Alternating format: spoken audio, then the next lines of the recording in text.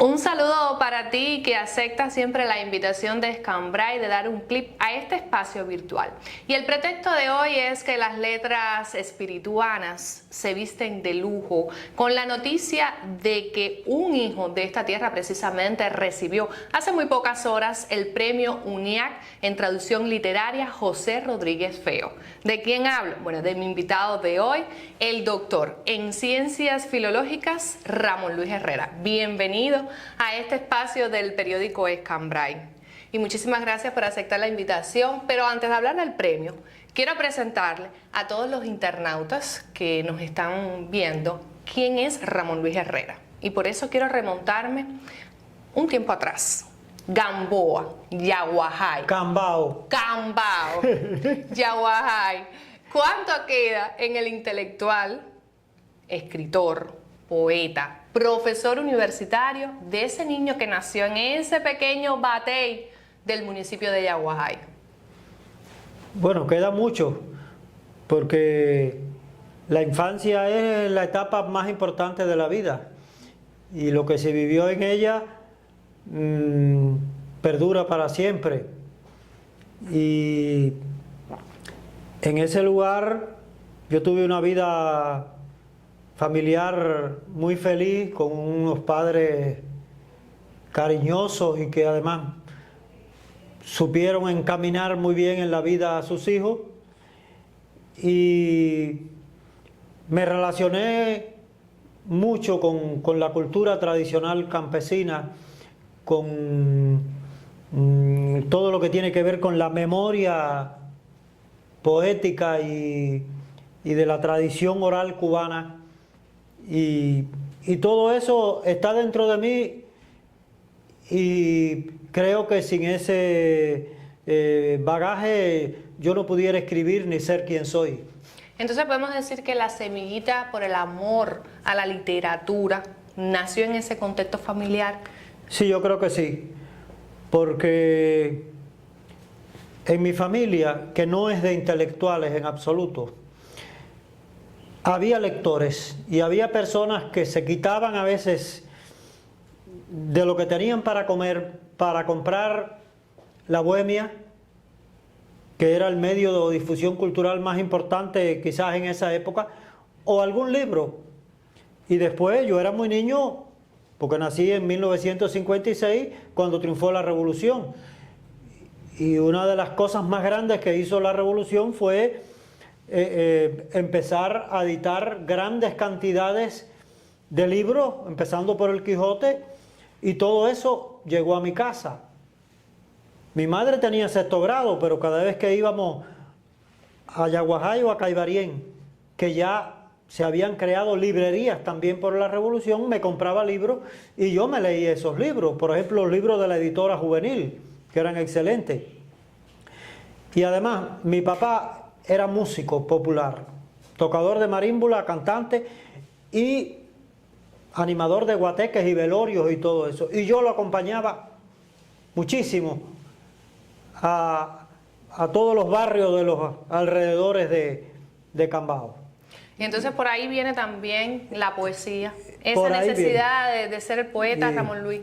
Además, en mi casa, hasta mi abuela, que nunca fue a la escuela, se sabían muchos poemas de memoria. Y una bisabuela mía que vivió mucho y que conocíamos, todo el mundo le decía mamá vieja, fue una mujer extrañamente culta por su origen, y podía decir de memoria los poemas del Cucalambé, de Cenea, de Plácido, de toda la gran tradición poética cubana, y eso perduró en mi familia. Por eso es tan importante tener esas influencias a edades tempranas de la vida. Claro. Ahora, ¿cómo Ramón Luis decide que son las letras su mundo, desde el punto de vista profesional? Sale de su pueblo, apuesta por la enseñanza, por formarse, incluso llegar a ser doctor en Ciencias Filológicas, que es una ciencia que no abundan los profesionales en ella. Bueno, yo estudié la carrera de maestro primario con sexto grado. en Topes de Collante, en un ambiente, en los 3 primeros años, en un ambiente cultural extraordinariamente estimulante. Era cuando empezaba allí, en ese lugar, el Teatro Escambray. Una de las primeras obras del Teatro Escambray, que se llamó Entremeses Japoneses, donde trabajaba toda una constelación de grandes actores. Yo la vi en su estreno porque yo estaba estudiando en Topes de Collante y ahí también había una excelente biblioteca. Mi instructor de artes plásticas, que yo me ponía en teatro, en artes plásticas, lo que hubiera, era un pintor famoso que todavía vive en el extranjero. Es decir, ese fue otro estímulo muy, muy poderoso. Por eso es tan importante acercar la cultura a los educadores, porque el educador es un multiplicador. Y entonces, yo recuerdo que yo leí 100 años de soledad de García Márquez, que se acababa de publicar a los 14 años, como en un estado permanente de fascinación. Y así leí muchísimas obras más, hasta James Joyce. Yo recuerdo que leí con esa misma edad más o menos el retrato del artista adolescente de un escritor tan experimental como James Joyce. Y a partir de ahí yo dudé mucho si dedicarme a la historia o a lo que tiene que ver con los estudios de literatura. A mí me gusta mucho la historia y yo leo mucho de historia. Pero al fin me decidí, sobre todo cuando empecé a vincularme con los talleres literarios y a darme cuenta que ese era esencialmente mi mundo. Quienes conocemos a Ramón Luis sabemos que es un hombre que es muy cuidadoso y muy exigente con el uso del lenguaje. ¿Por qué? Esa defensa a ultranza. Bueno, porque el lenguaje es el medio principal de transmisión de la cultura y de la identidad. Uno de los medios principales que te definen como nación, como pueblo. Ahora, mi actitud es de defensa del lenguaje, pero no de purismo. Porque yo nací y crecí rodeado de personas que decían ay, gamay, etc. Y eso lo respeto mucho. A mí lo que me molesta es el caso de las personas que deben profesionalmente usar bien el lenguaje, la norma culta del lenguaje, y no lo hacen o no lo hacen del todo. Pero el habla popular cubana en sus expresiones imaginativas, tan creativas a su manera, y que no se preocupa mucho por la corrección, para mí es algo casi sagrado, porque así hablaba mi familia y así hablé yo de niño. Están los contextos como una mediación importante. Claro, de acuerdo con el contexto. Lo que yo sí creo que el que se dedica a profesor, a periodista o a cualquier otra profesión que tiene que ver con el uso culto del lenguaje, debe respetar ese uso culto, sin renunciar nunca a la riqueza del habla popular cubana, que es inagotable.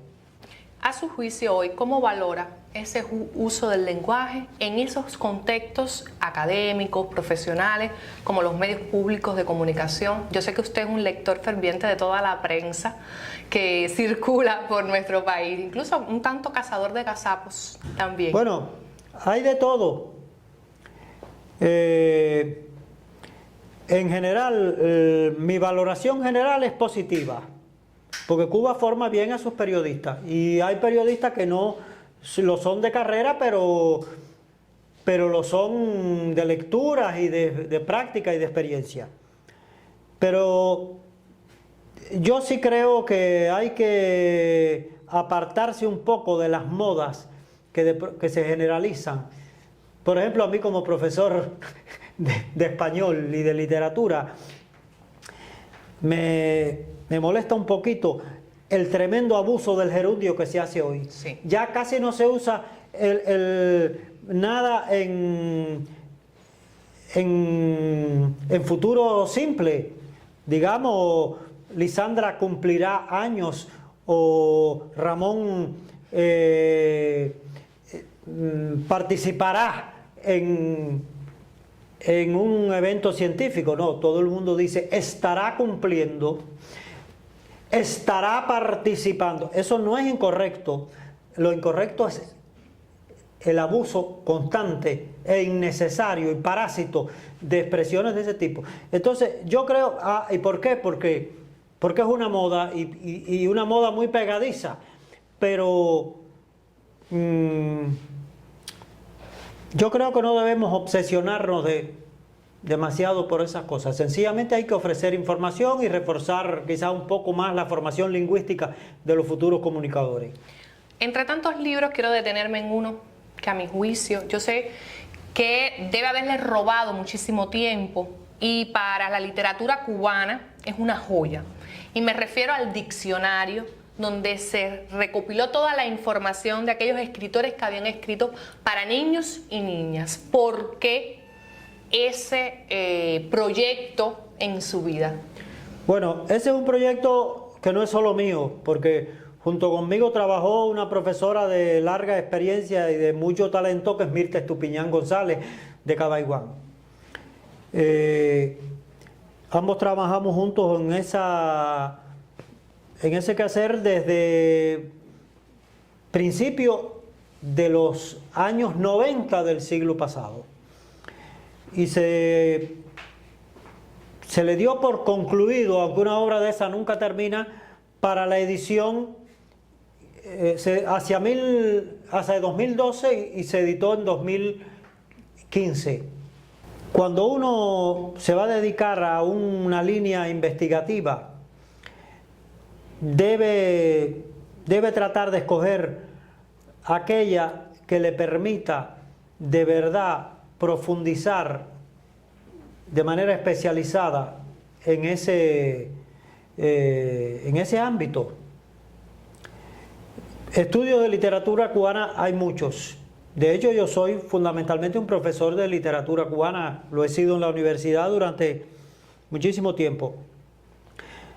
Pero dentro de la literatura cubana, como es lo que yo escribo, y porque a mí me gustan mucho los niños,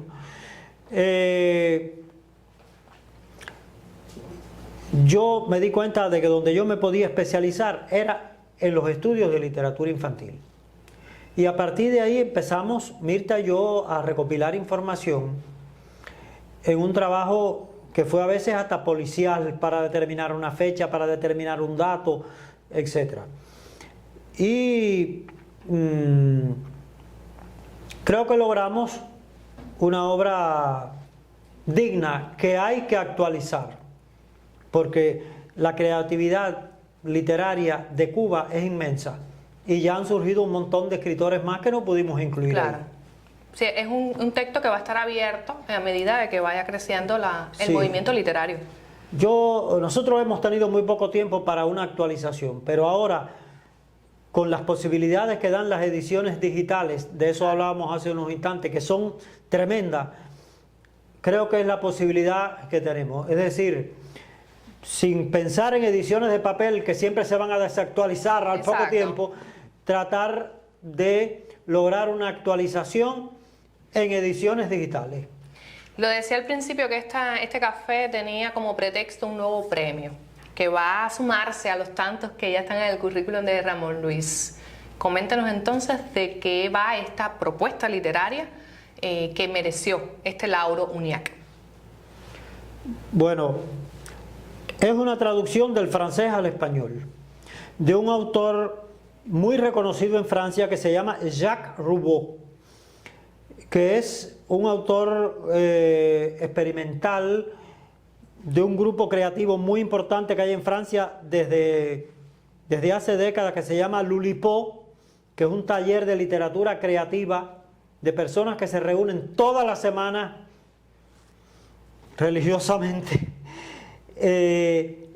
Y Roubaud es uno de los creadores de esta línea,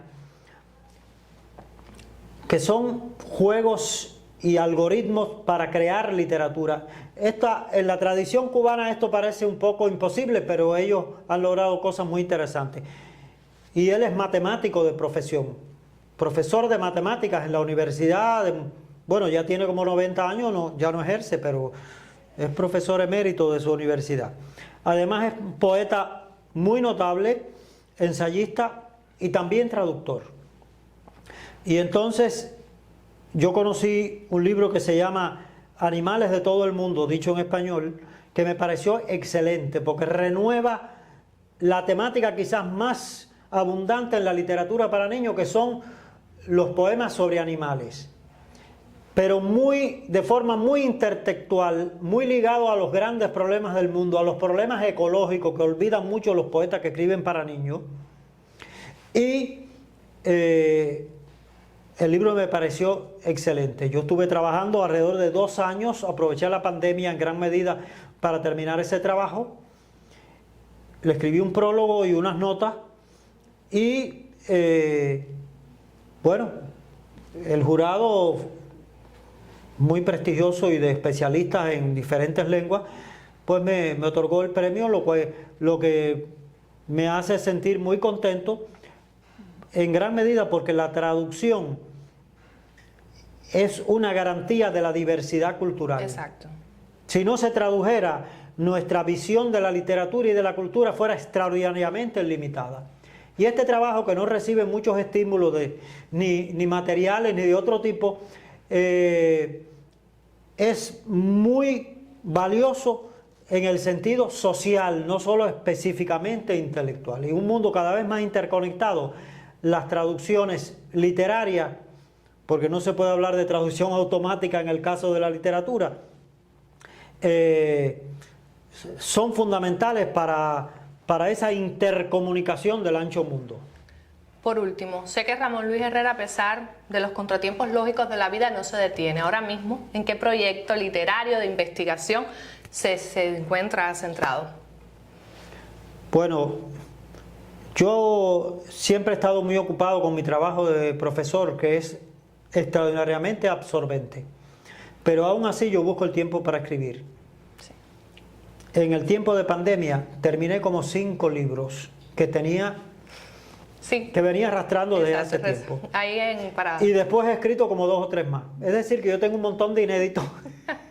Y entonces ahora más bien el proyecto es seguir perfeccionándolo, mejorándolo, porque yo soy obsesivo en ese sentido. Y hay, por ejemplo, trabajo en una gran antología, digo gran por lo grande que es, de poesía infantil cubana para niños, desde mediados del siglo XIX hasta el presente. Por eso yo defiendo tanto las ediciones digitales, porque ¿quién me va a publicar un libro que tiene casi 900 páginas? Sí. Entonces, hoy está complejo el contexto para eso. Sí, yo creo que ese libro lleva una edición digital. Además tengo libros propios de poesía para niños y para adultos. Acabé de terminar otro libro de sonetos, que es mi forma poética por excelencia más recurrente. Y me he atrevido a escribir narrativa, pero de eso prefiero no hablar porque estoy muy dudoso de la calidad que pueda tener.